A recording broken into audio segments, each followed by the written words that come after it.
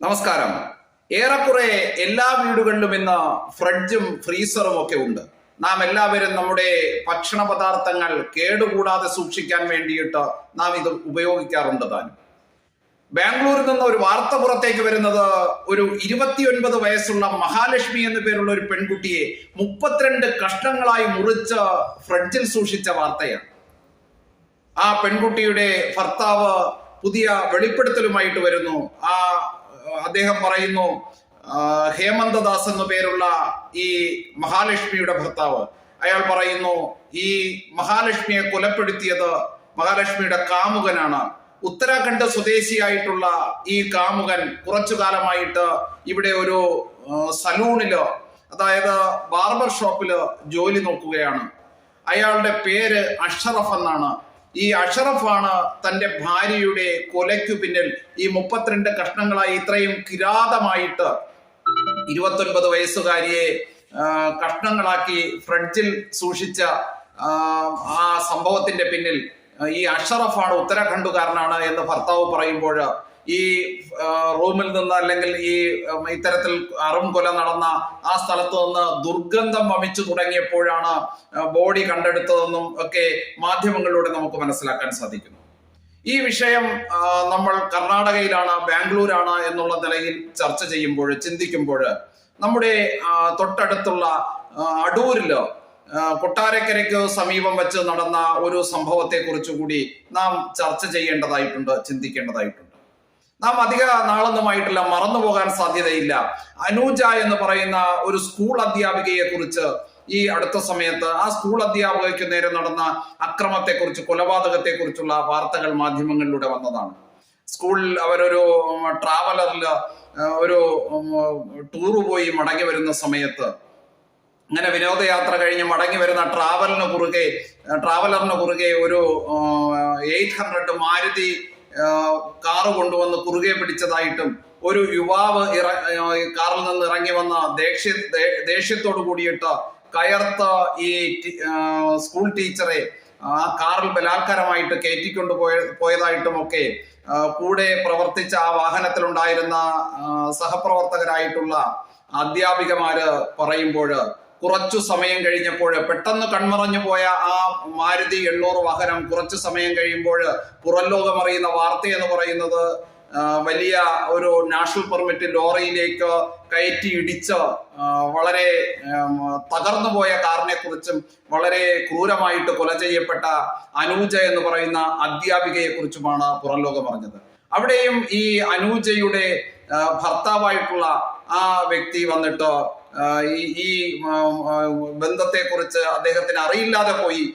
ഇത്തരത്തിൽ ഒരു അപകടം വളരെ ദൗർഭാഗ്യകരമായി പോയി. അദ്ദേഹത്തിന്റെ ജീവിതം തന്നെ തകർന്നു പോകുന്ന, ആ കുടുംബം തന്നെ നശിച്ചു പോകുന്ന തരത്തിലേക്ക് ആ വിഷയം ചെന്നെത്തി. ഇത് ഒറ്റപ്പെട്ട 1-2 സ്ഥലങ്ങളിൽ നടക്കുന്നതല്ല. അതിൽ ഈ ടീച്ചറെ, ഈ അധ്യാപികയെ ബലാത്കാരമായിട്ട് ഈ ട്രാവലറിൽ നിന്ന് വിളിച്ചിറക്കി കൊണ്ടുപോയ ആ യുവാവിന്റെ പേര് മുഹമ്മദ് ഹാഷിം എന്നായിരുന്നു. ഞാൻ ഈ വിഷയം പറഞ്ഞു വന്നത്, ഈ ഇത്തരത്തിലുള്ള ഈ മുഹമ്മദ് ഹാഷിമുമാരും അഷറഫുമാരും ഒക്കെ ധാരാളം നമ്മുടെ സമൂഹത്തിൽ ഉണ്ട് എന്നുള്ളതാണ്. നിരവധി കുടുംബങ്ങൾ അല്ലെങ്കിൽ നിരവധി കുടുംബിനികൾ ഇവരുടെ വലയിൽ അകപ്പെട്ടിരിക്കുന്നു എന്നുള്ളതാണ് യാഥാർത്ഥ്യം. പലപ്പോഴും ഇത്തരത്തിലുള്ള സംഭവങ്ങളിൽ പെട്ടുകഴിഞ്ഞാൽ ഇത് പുറത്തു പറഞ്ഞാൽ, പുറം ലോകം അറിഞ്ഞാൽ നാണക്കേടാണ്, അല്ലെങ്കിൽ ഇതിൽ നിന്ന് എനിക്കിനി രക്ഷപ്പെടാൻ സാധിക്കില്ല എന്ന് ചിന്തിച്ചുകൊണ്ട് ഇവരെ ഏതെങ്കിലുമൊക്കെ തരത്തിൽ ഇക്കൂട്ടർ പെടുത്തിയതാണ് എന്നുള്ളതാണ് അതിന്റെ യാഥാർത്ഥ്യം. അപ്പോ ഇത്തരത്തിലുള്ള ജിഹാദികളായിട്ടുള്ള ഈ അഷറഫുമാരുടെയും ഈ മുഹമ്മദ് ഹാഷിഫുമാരുടെയും ഒക്കെ വലയിൽ വീണുപോയ നമ്മുടെ വീട്ടമ്മമാരെ കുറിച്ചാണ് ഞാൻ പറഞ്ഞു വന്നത്. ഈ വീട്ടമ്മമാരെ ഇത്തരത്തിൽ അവരുടെ ട്രാപ്പിൽ, അവരുടെ കെണിയിൽപ്പെടുത്തുകയും ആ കുടുംബത്തെ തന്നെ നശിപ്പിച്ച് ഇവിടെ ജിഹാദിന്റെ ഒരു വേറിട്ട രൂപം പ്രാവർത്തികമാക്കുകയുമാണ് ഇവിടെ നടന്നുകൊണ്ടിരിക്കുന്നത്. നമ്മൾ മനസ്സിലാക്കേണ്ടത്, നമ്മൾ അറിയേണ്ട ഒരു കാര്യം എന്ന് പറഞ്ഞാൽ, ഇക്കൂട്ടരെ ഇവരുടെ മതഗ്രന്ഥം പഠിപ്പിക്കുന്നത് എന്താണ്?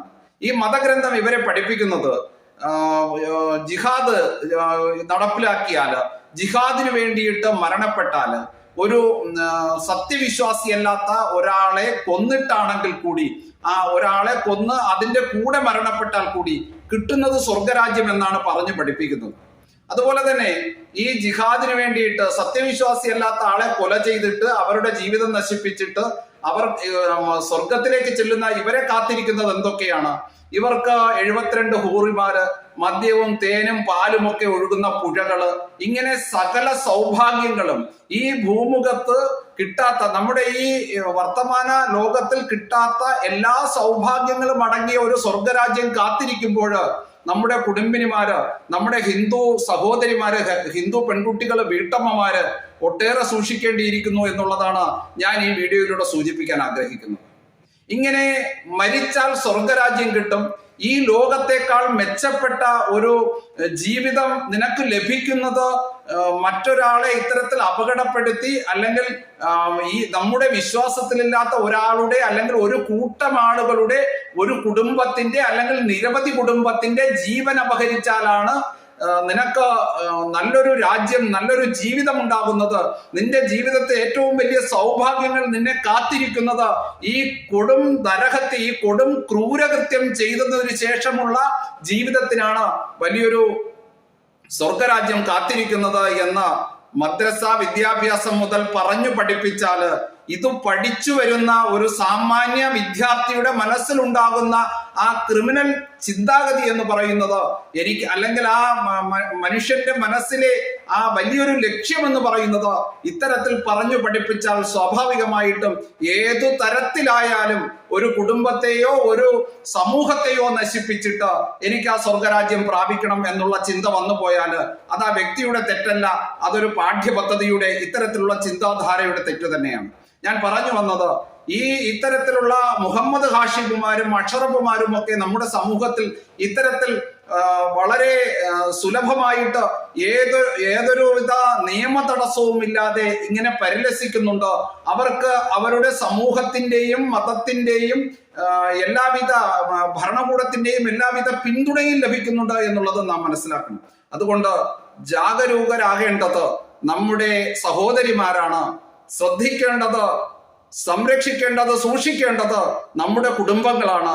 തീർച്ചയായിട്ടും ഇത്തരക്കാര് ഏതൊരു വിഷയം പറഞ്ഞിട്ടായാലും നമ്മെ പരിചയപ്പെടാൻ വരുമ്പോൾ അയലവക്കത്ത് അടുപ്പിക്കാതെ ദൂരെ മാറ്റി നിർത്തുവാൻ വേണ്ടിയിട്ടുള്ള ആ വിവേചനം നമുക്കുണ്ടാകണം.